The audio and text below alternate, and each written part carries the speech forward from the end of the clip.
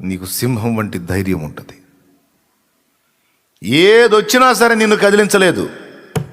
నిందలు వచ్చినా కదిలించలేవు, ఆపదలు వచ్చినా కదిలించలేవు, అప్పులైనా కదిలించలేవు, రోగాలైనా కదిలించలేవు, ఏది నిన్ను కదిలించలేదు. దేవుని శాంతి సమాధానం ఏదైతే ఉందో అది నీలో నుంచి ఎవ్వడూ తీసేయలేడు. ఏది జాగ్రత్తగా చూసుకున్నప్పుడు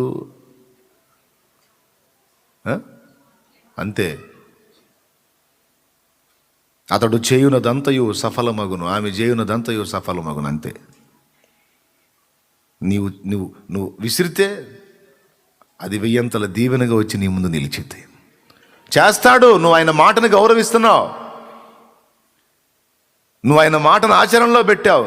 నీకు ఆయన మాట అంటే గౌరవం, భక్తి, విధేయత. నీకుగాక ఎవడికి చేస్తాడు?